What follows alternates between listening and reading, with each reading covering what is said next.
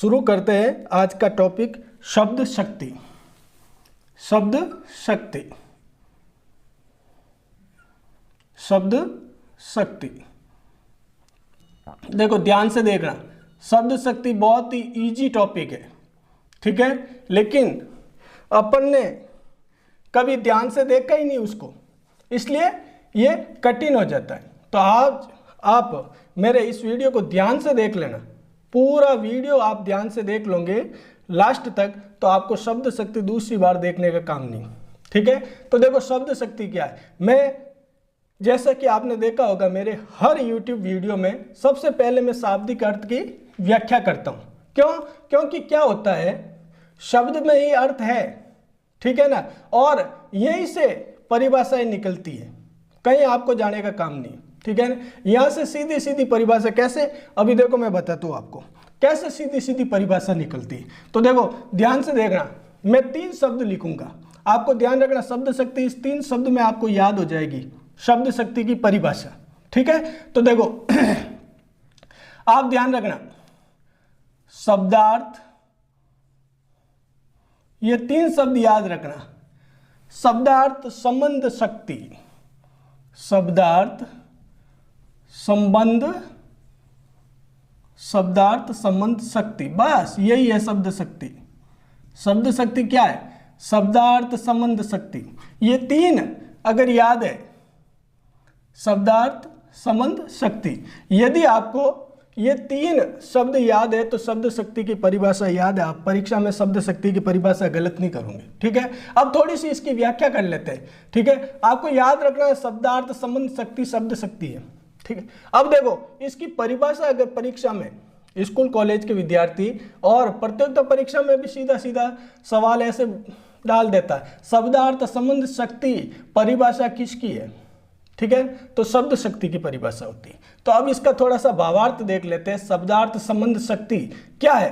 देखो शब्दार्थ, यही से मैं परिभाषा बढ़ूंगा, ठीक है। ये आपने यदि ये 3 शब्द याद कर दिया तो शब्द शक्ति आपको याद है, उसकी परिभाषा याद है। शब्दार्थ शब्द और अर्थ, ठीक है, के संबंध को ही शक्ति शब्द शक्ति कहते हैं, ठीक है। तो देखो ध्यान से देखना, अब अपन परिभाषा देखते हैं, इसकी परिभाषा ध्यान से देख लो। शब्द और अर्थ के, या शब्दार्थ ले लेते हैं अपन, शब्द और अर्थ, शब्द और अर्थ, ये देख लो, शब्दार्थ का भावार्थ कर दिया। शब्द और अर्थ के संबंध को, शब्द और अर्थ के संबंध को, शब्द और अर्थ के संबंध को शब्द शक्ति कहते हैं। कुछ नहीं, मैंने यहीं से लिखा है, कोई याद नहीं, बस आपको इसी प्रकार से मैं शॉर्ट ट्रिक से हिंदी और हिंदी साहित्य अच्छी तरह से याद करा दूंगा। आप परीक्षा में कभी भी गलती नहीं करोगे, बस शर्त यह है आप मेरे वीडियो को गहराई से अच्छी तरह से 1 बार 2 बार देख लेना। 2 बार देखने के बाद में आपको सारे कॉन्सेप्ट क्लियर हो जाएंगे, ठीक है। तो शब्दार्थ संबंध शक्ति शब्द शक्ति की परिभाषा है, शब्द और अर्थ के संबंध को शब्द शक्ति कहते हैं। शब्द और अर्थ के संबंध को क्या कहेंगे? शब्द शक्ति कहेंगे। ये हो गई शब्द शक्ति, ठीक है, ये शब्द शक्ति की परिभाषा।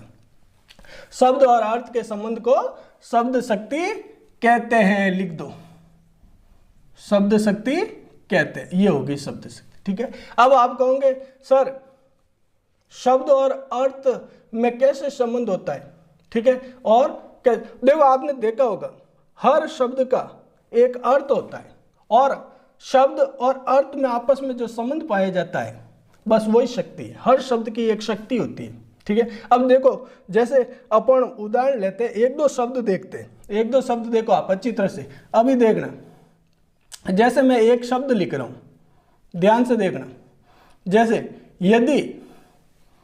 यदि आपके सामने अचार लिख दिया जाए, अचार या चटनी, ये देखो अचार और चटनी, अब ये नाम सुनते ही क्या होगा, आपके मुंह में पानी आना शुरू हो जाएगा। बस यही शब्द की शक्ति है, शब्द और अर्थ की शक्ति है, ठीक है।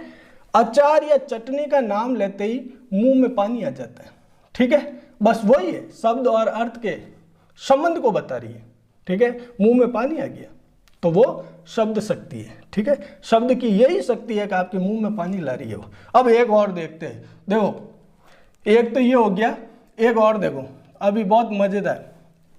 यदि मैं अचार चटनी नहीं अगर लिख दूं भूत या सांप, यदि आपने रात को कहीं जा रहे हो और भूत भूत की आवाज आ गई तो क्या होगा? मन में एक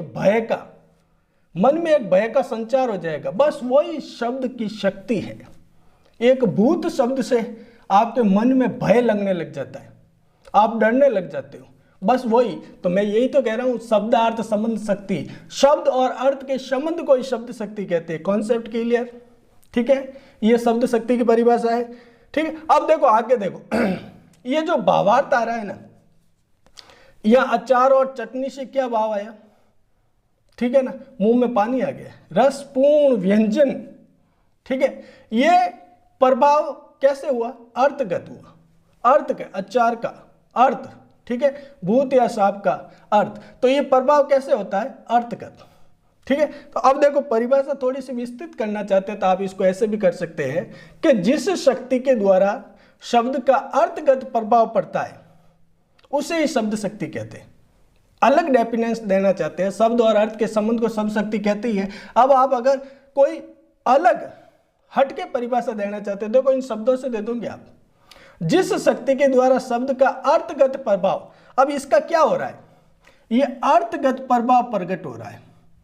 अर्थगत प्रभाव, अर्थगत प्रभाव है तभी तो चटनी और अचार नाम सुनते ही मुंह में पानी आ गया, भूत और सांप का नाम सुनते ही भय का संचार हो गया। तो अर्थगत प्रभाव पड़ता है, तो जिस शक्ति के द्वारा शब्द का अर्थगत प्रभाव पड़ता है वहां पर शब्द शक्ति होती है। ठीक है, ये याद होगी। तो परिभाषा एक तो ये आप देख लेना।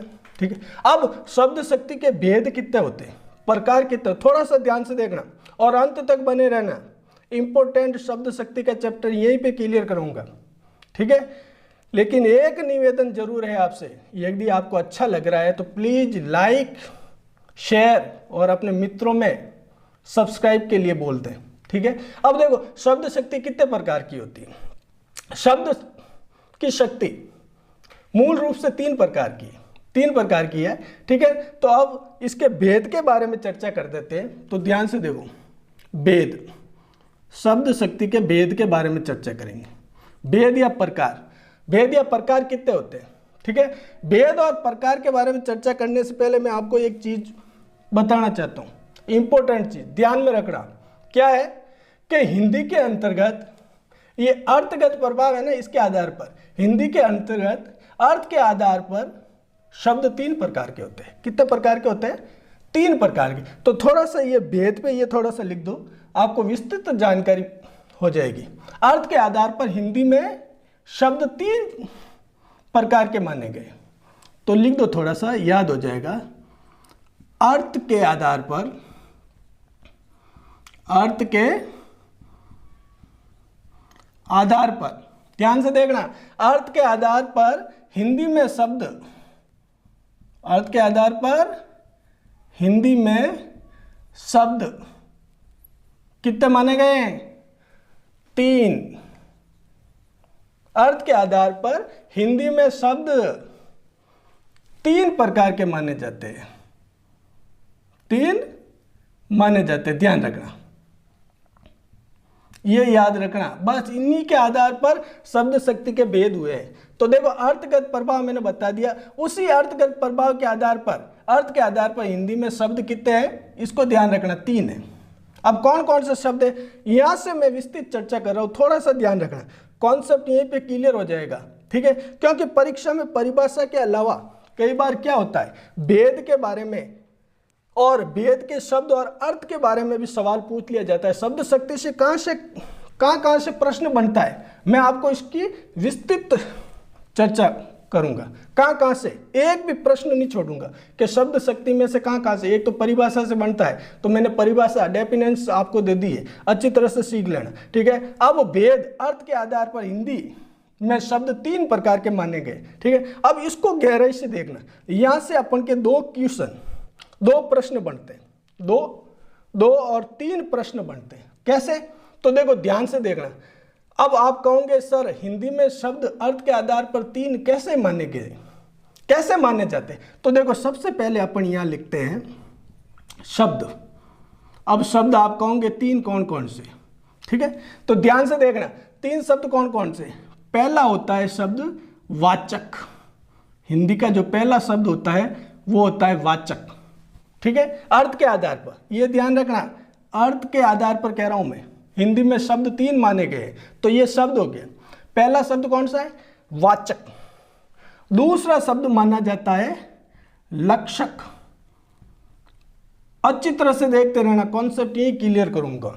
यहां से एक सवाल आएगा परीक्षा में 101% शब्द शक्ति में से पूछने लायक प्रश्न ही यहीं से है, तो अच्छी तरह से आप देख लोगे, कहीं नहीं जाओगे, ठीक है। तो अर्थ के आधार पर हिंदी में शब्द 3 माने गए हैं। पहला हो गया वाचक, दूसरा हो गया लक्षक, और तीसरा होता है व्यंजक। तीसरा कौन सा होता है, व्यंजक, ध्यान रखना, तीसरा है व्यंजक। ये हो गए 3, ठीक है। अब इनके अर्थ अलग अलग होते हैं। अलग अलग कैसे, कौन कौन से अर्थ निकलेंगे, तो ध्यान से देखना। अब यहां पर मैं लिखता हूं अर्थ, यहां से एक सवाल बनता है, मैं बताऊंगा आपको, ठीक है। अब इनके अर्थ क्या क्या होते हैं। वाचक का क्या होगा, वाच्यार्थ हो जाएगा, वाच्यार्थ। वाचक का अर्थ क्या हो जाएगा, वाच्यार्थ। ध्यान से देखना, यहां से एक प्रश्न बनता है, ठीक है।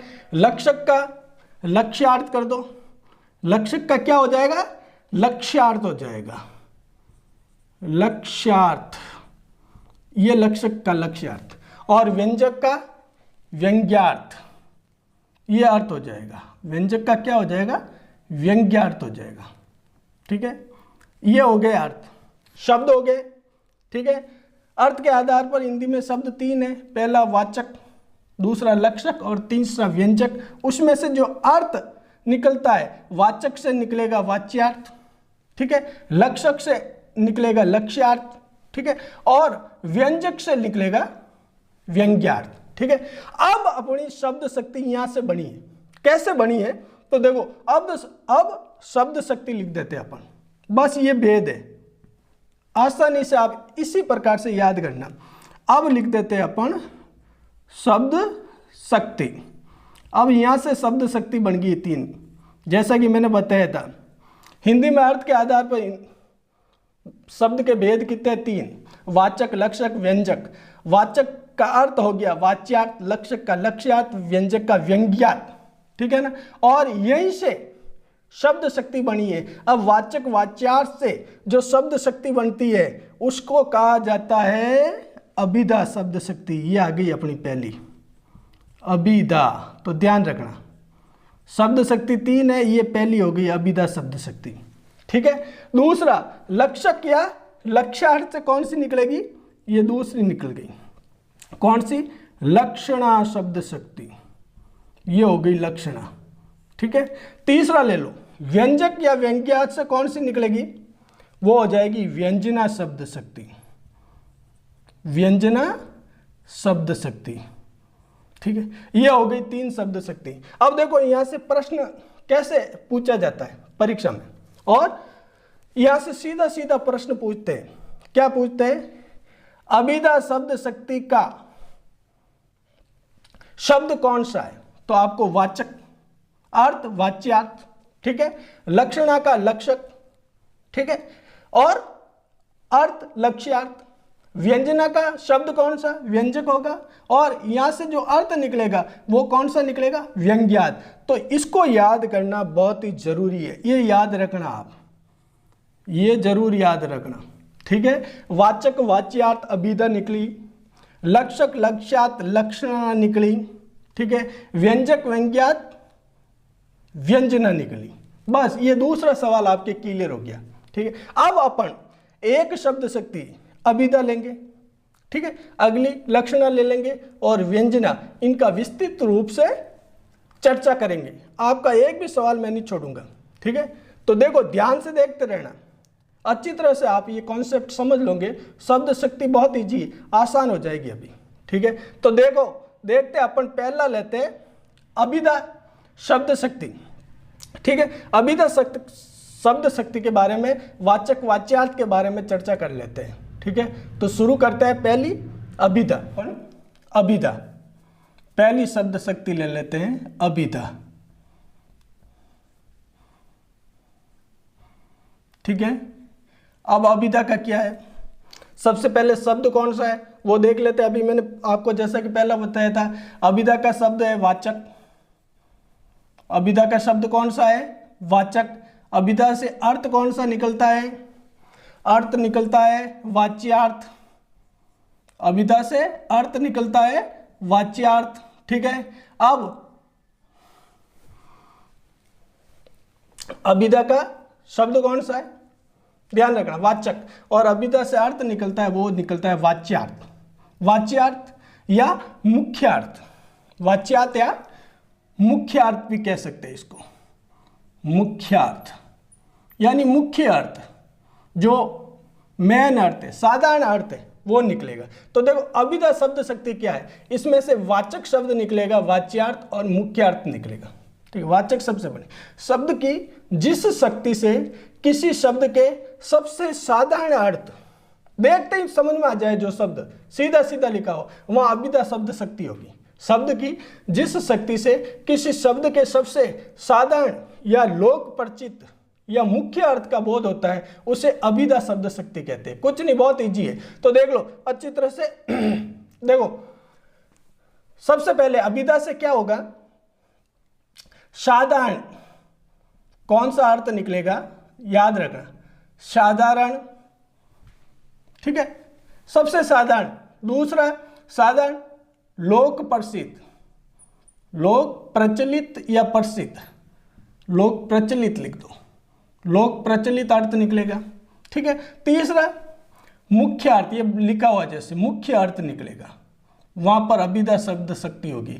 अब देखो, यहां से आप अच्छी तरह से समझ लोगे, जिस शब्द शक्ति से, जिस शब्द की जिस शक्ति से किसी शब्द के सबसे साधारण अर्थ या लोक प्रचलित अर्थ या मुख्य अर्थ का बोध होता है, मुख्य अर्थ का बोध कर दो, वहां पर अभिधा शब्द शक्ति होगी, ध्यान रखना, ठीक है। परिभाषा वापस देख लो, ऐसी शक्ति या शब्द की जिस शक्ति से किसी शब्द के सबसे साधारण अर्थ, ठीक है, या लोक प्रचलित अर्थ या मुख्य अर्थ का बोध होता है, वहां पर अभिधा शब्द शक्ति होगी। अब आप कहोगे सर कैसे साधारण, लोक परिचित और मुख्य अर्थ, देखते ही जिस शब्द को देखते हैं उसका भावार्थ यदि अपन को समझ में आ जाता है, उसका भावार्थ समझ में आ जाता है, वहां पर कौन सी शब्द शक्ति हो जाएगी, अभिधा हो जाएगी। कुछ नहीं, साधारण अर्थ देती है, लोक प्रचलित अर्थ देती है और मुख्य अर्थ देती है, मुख्य अर्थ को नहीं छोड़ती है,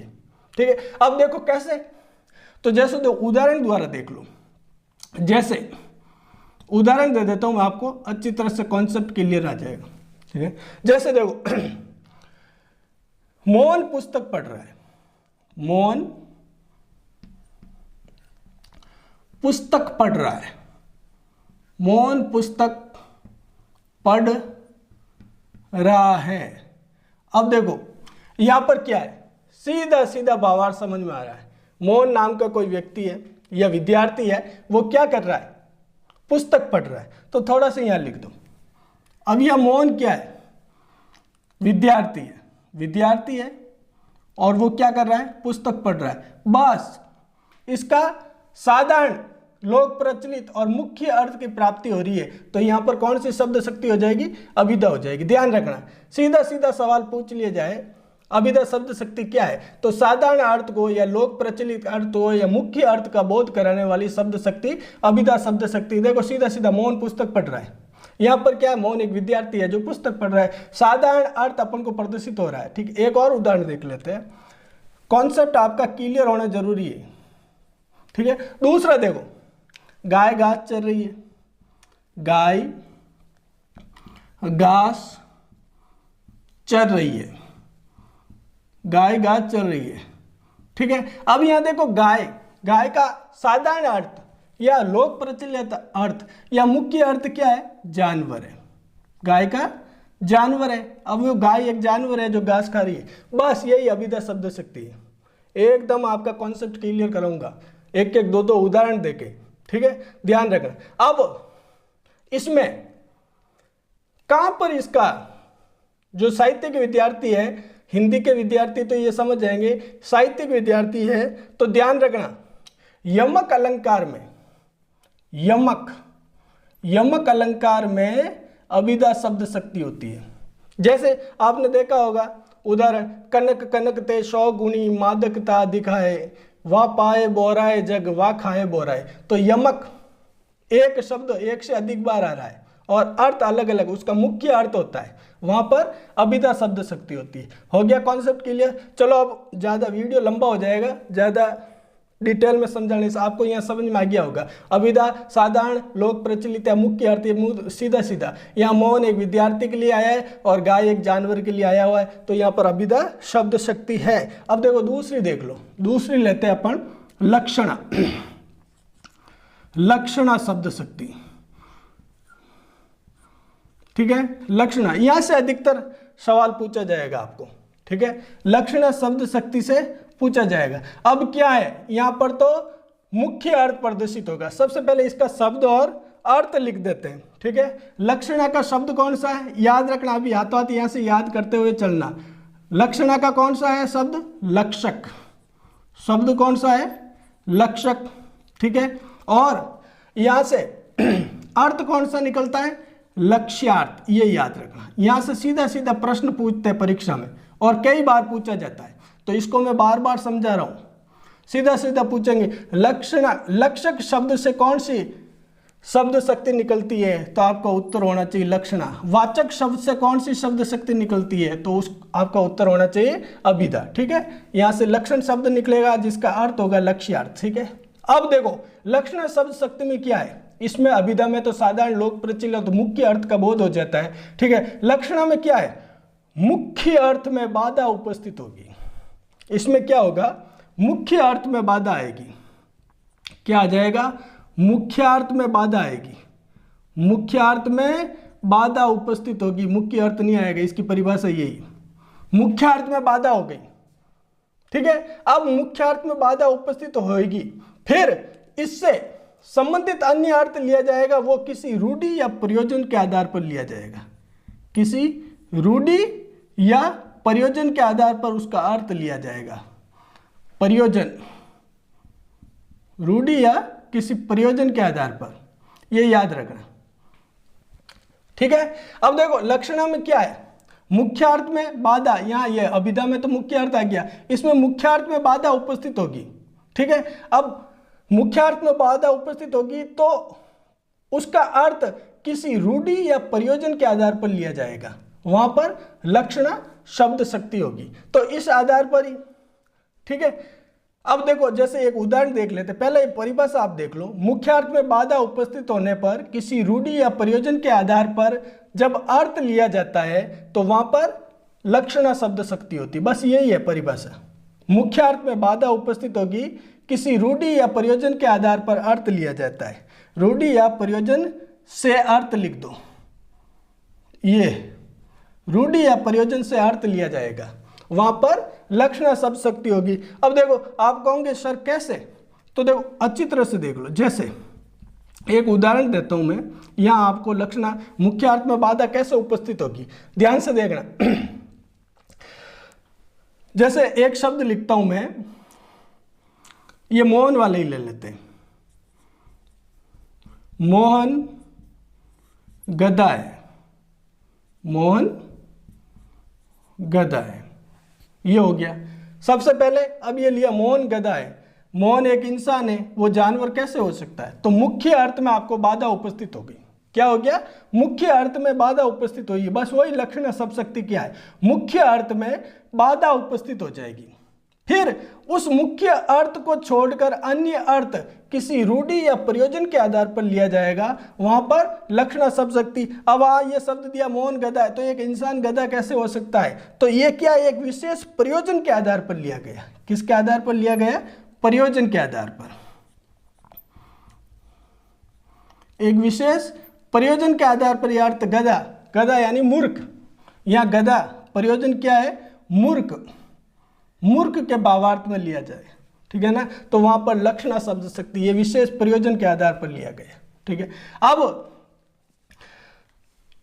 इसके दो भेद होते हैं, ये भेद यहां दिए हुए हैं, कोई ज्यादा नहीं। लक्षणा शब्द शक्ति कितने प्रकार? देखो सबसे पहले तो आपसे प्रश्न पूछेगा लक्षणा शब्द शक्ति किसे कहते हैं? मुख्य अर्थ में बाधा उपस्थित होने पर रूढ़ि या प्रयोजन के आधार पर जब अर्थ लिया जाता है वह लक्षणा शब्द शक्ति होती है। अब लक्षणा के भेद कितने हैं? अभिधा के कोई भेद नहीं है, लक्षणा के भेद है। लक्षणा के भेद कितने हैं? ध्यान रखना, लक्षणा शब्द शक्ति के दो भेद है, ये दिए रखे। पहला तो हो जाएगा रूढ़ि लक्षणा, क्योंकि अर्थ किसी रूढ़ि के आधार पर लिया गया तो वहां पर हो जाएगा रूढ़ि लक्षणा। अब रूढ़ि लक्षणा के कौन कौन से मैं एक एक उदाहरण द्वारा आपको समझा दूंगा, ठीक है। और दूसरा हो जाता है प्रयोजनवती लक्षणा, प्रयोजनवती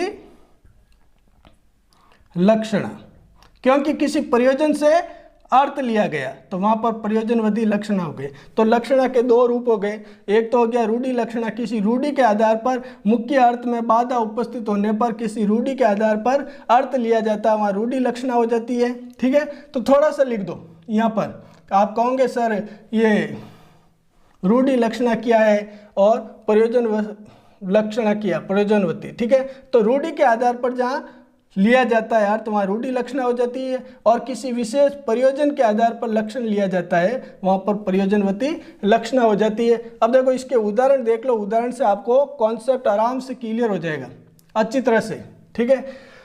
एक उदाहरण इसका ले लेते हैं रूढ़ि लक्षणा का। रूढ़ि लक्षणा देखो, रूढ़ि लक्षणा जहाँ मुख्य अर्थ को छोड़कर अन्य अर्थ किसी रूढ़ि के द्वारा लिया जाएगा, रूढ़ि के द्वारा अर्थ लिया जाएगा वहाँ रूढ़ि लक्षणा। जैसे राजस्थान, राजस्थान वीर है, राजस्थान वीर है। अब राजस्थान एक राज्य है, निर्जीव है, वो वीर सजीव कैसे हो सकता है? लेकिन राजस्थान यहाँ पर राजस्थान के लोगों के लिए आया है, राजस्थान राजस्थान के लोगों के लिए आया है जो वीर है, ये एक रूढ़ि के द्वारा लिया गया है, ठीक है ना। इसलिए यहाँ पर कौन से हो जाएगी? रूढ़ि लक्षणा हो जाएगी। एक और देख लो उदाहरण, एक और ले लो, जैसे पंजाब शेर है। अब आप कहोगे, अब देखो सबसे पहले क्या हुआ, पंजाब शेर है, मुख्य अर्थ में बाधा उपस्थित हुई, ठीक है, यही है परिभाषा। लक्षणा किसे कहते हैं? मुख्य अर्थ में बाधा उपस्थित होगी। अब किसी रूढ़ि या प्रयोजन से अर्थ लिया गया, पंजाब शेर है, तो पंजाब जो एक राज्य है, ठीक है ना, निर्जीव है, वो शेर कैसे हो सकता है? मतलब पंजाब के व्यक्ति शेर, निडर, यहां पर आ जाएगा निडर, बिना डरने वाले, बहादुर, ठीक है, इस भावार्थ में लिया गया, इसलिए यहां पर रूढ़ि लक्षणा हो गई। कौन सी होगी? रूढ़ि लक्षणा। राजस्थान वीर है, ठीक है ना, राजस्थान या राजस्थान के लोगों के लिए आया है, पंजाब पंजाब के लोगों के लिए आया है। ये मुख्य अर्थ में बाधा उपस्थित होने पर पंजाब के लोगों को पंजाब कहने की रूढ़ि है, राजस्थान के लोगों को राजस्थान कहने की रूढ़ि है, ये भावार्थ लिया गया, इसलिए यहाँ पर रूढ़ि लक्षणा हुई, ठीक है। अब आप कहोगे सर अब आप बताइए हमें प्रयोजनवती लक्षणा का। तो चलो प्रयोजनवती लक्षणा का भी एक उदाहरण देख लेते हैं, कॉन्सेप्ट आपका आराम से क्लियर हो जाएगा। प्रयोजनवती लक्षणा का चित्र से देखो, एक कोई भी उदाहरण ले लो प्रयोजनवती लक्षणा का। जैसे वह स्त्री तो गंगा है, वह स्त्री तो गंगा है, ठीक है। अब आप सबसे पहले ये वाक्य सुनते ही क्या हुआ? बाधा उपस्थित हुई, हो गई। एक स्त्री या महिला या एक नारी गंगा कैसे हो सकती? गंगा पवित्र नदी है भारतीयों की, या गंगा पवित्र नदी है, नदी के लिए है, गंगा है, ठीक है। वह स्त्री गंगा है, तो इसको एक विशेष प्रयोजन के आधार पर यह अर्थ लिया गया है। किस आधार पर लिया गया है? एक प्रयोजन के आधार पर लिया गया है। तो जहां मुख्यार्थ को छोड़कर अन्य अर्थ, ध्यान से देखना, जहां मुख्य अर्थ को छोड़कर अन्य अर्थ किसी विशेष प्रयोजन के आधार पर लिया जाता है, वहां पर प्रयोजनवती लक्षणा होती है। ठीक है, अब यहां पर देखो क्या है, उस स्त्री का विशेष प्रयोजन क्या है कि वो पवित्र है। ठीक है ना, ये गंगा के लिए, गंगा पवित्र है तो वो स्त्री पवित्र है। ठीक है, एक विशेष प्रयोजन के आधार पर, तो इसमें ध्यान रखना विशेष प्रयोजन, इसमें क्या होगा, विशेष प्रयोजन। ठीक है, विशेष प्रयोजन के आधार पर जहां अर्थ लिया जाता है वहां पर प्रयोजनवर्ती अर्थ लक्षणा हो जाएगी, और जहां पर रूढ़ि के आधार पर लिया जाएगा वहां रूढ़ि लक्षणा हो जाएगी। मेरे हिसाब से आपको ये कॉन्सेप्ट क्लियर हो गया होगा। ठीक है, अब तीसरी और अंतिम ले लेते हैं, व्यंजना शब्द शक्ति। देख लो, व्यंजना तीसरी और लास्ट शब्द शक्ति है, वो है व्यंजना। व्यंजना का चित्र से देखो, कॉन्सेप्ट पूरा समझ में आना चाहिए। व्यंजना शब्द शक्ति, अब व्यंजना शब्द शक्ति क्या कहते हैं, सबसे पहले इसके शब्द और अर्थ का पहचान लेते हैं। व्यंजना से कौन सा शब्द निकलता है, व्यंजक।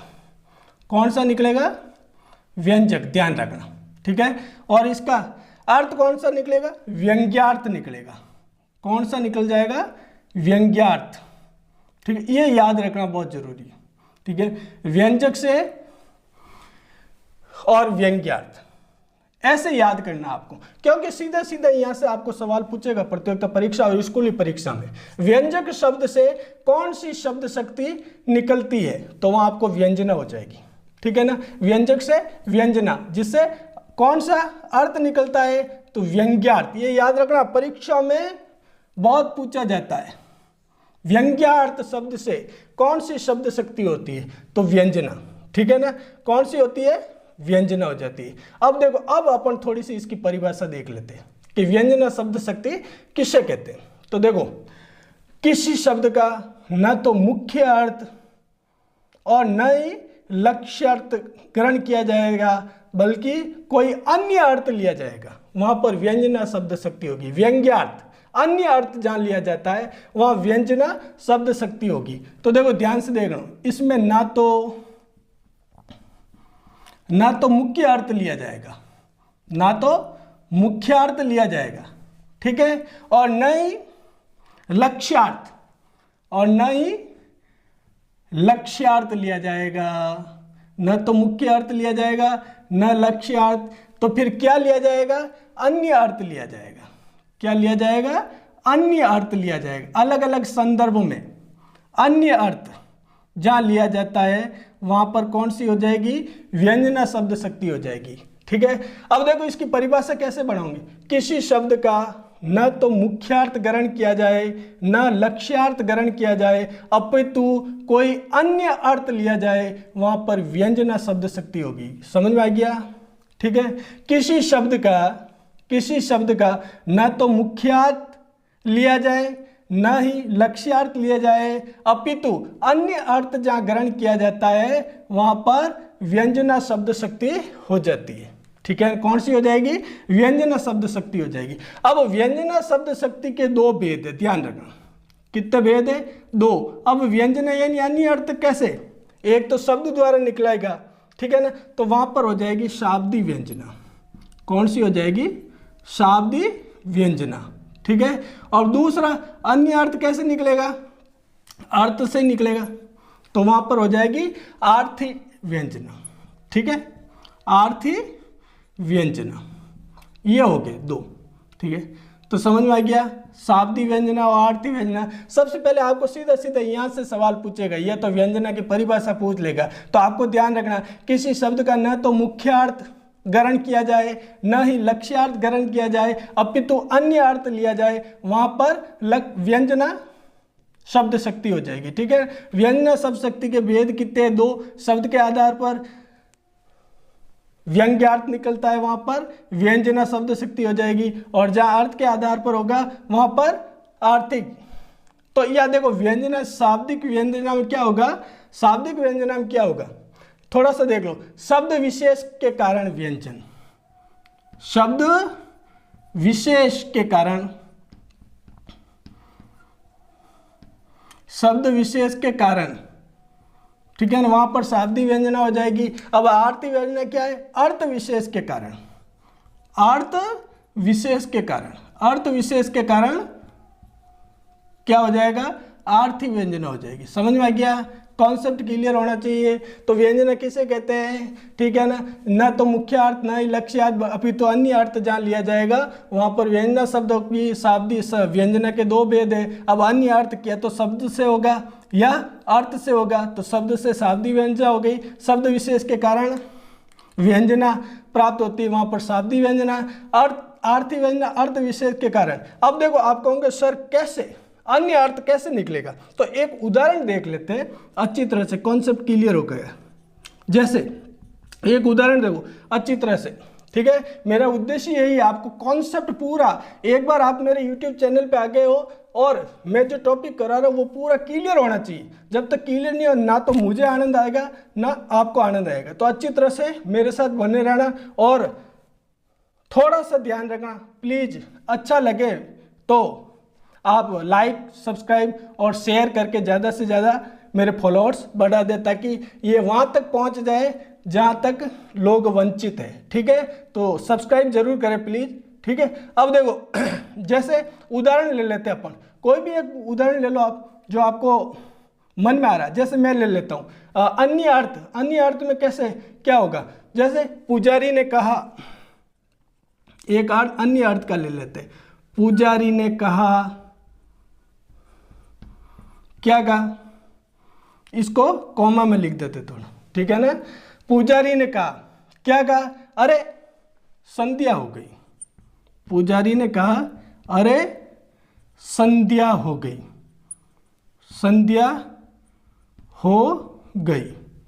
पुजारी ने कहा संध्या हो गई। ये वाक्य दिया हुआ। अब आपसे पूछा जाए कि इसमें कौन सी शब्द शक्ति है, तो यहाँ व्यंजना। क्यों? इसमें ना तो मुख्य अर्थ ना ही लक्ष्य अर्थ, लक्षण का अर्थ लिया जाए, अपितु अन्य अर्थ लिया जाएगा। मुख्य अर्थ के साथ जहाँ अन्य अर्थ की प्राप्ति होती है वहां पर व्यंजना हो जाएगी। जैसे पुजारी ने कहा अरे संध्या हो गई। अब क्या है, इस वाक्य को जो कोई सुनेगा, जिस किसी ने भी सुना तो उसे क्या, संध्या को क्या करना है, उसी संदर्भ में अर्थ लिया। पुजारी ने कहा अरे संध्या हो गई, तो इस वाक्य को जिसने सुना उसने अपने हिसाब से उसका अर्थ ले लिया। जैसे कैसे? पुजारी ने कहा तो पुजारी ने इसका अर्थ लिया, अन्य अर्थ लिया। अन्य अर्थ कैसे? देखो अच्छी तरह से देखना, अन्य अर्थ कैसे मैं बता रहा हूं। यहां पर पुजारी ने क्या अन्य अर्थ लिया? पुजारी ने लिया, क्या लिया? पुजारी ने पूजा करनी है या आरती करनी है। संध्या हो गई, संध्या आरती करनी है, यह अर्थ ले लिया पुजारी ने। ठीक है, अब यदि अगर किसी किसान ने लिया तो किसान ने क्या लिया?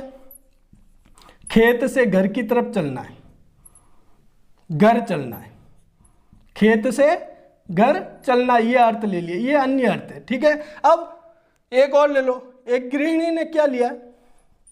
एक गृहिणी ने क्या लिया? भाई संध्या हो गई तो इसका अर्थ क्या लिया कि भाई भोजन बनाना है, रसोई बनानी है। क्या बनानी है? रसोई बनानी है, ये अर्थ लिया। तो अन्य अर्थ प्रदर्शित हो जाता है, वहां पर व्यंजना शब्द शक्ति होती है। आपने देखा होगा स्कूल में जब घंटी बजती है, स्टार्टिंग में जब घंटी बजती है तो लगाते ही जोर की झनकार होती है, ठीक है, और फिर धीरे धीरे मध्यम मध्यम मध्यम चलती रहती है। बस वही व्यंजना शब्द शक्ति है। जिस प्रकार घंटी के टंकार से जोर की आवाज होने के बाद मध्यम गति से जो ध्वनि फैलती रहती है, आती रहती है, तो वह व्यंजना शब्द शक्ति हो जाए। कैसे होगी? जैसे मुख्य अर्थ पुजारी ने क्या करे? संध्या हो गई, ये मुख्य अर्थ तो प्रदर्शित हो गया, फिर उसका अन्य अर्थ ध्वनि धीरे धीरे हुआ।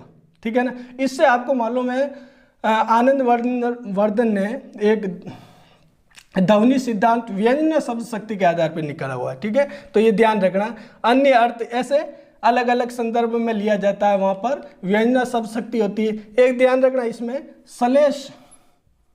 सलेश जो अलंकार है उसमें व्यंजना शब्द शक्ति का, और मैंने भूल गया थोड़ा सा, आप थोड़ा सा याद रखना, यदि लक्षणा, मुहावरे और लोकोक्ति, ये विशेष ध्यान रखना। मुहावरे व लोकोक्तियाँ, लोकोक्ति जहाँ होती है ना वहाँ पर कौन सी होगी, लक्षणा शब्द शक्ति होगी। लक्षणा शब्द शक्ति कहाँ होगी, मुहावरे और लोकोक्तियों में, ठीक है। और अभिधा मैंने बताई आपको, यमक में सीधा सीधा मुख्य भावार्थ होता है। इस प्रकार से आपकी शब्द शक्ति का टॉपिक पूरा हुआ, ठीक है। दोस्तों प्लीज़ यदि आपको शब्द शक्ति का टॉपिक अच्छा लगा हो तो लाइक, कमेंट और शेयर जरूर कर देना, ठीक है ना। धन्यवाद।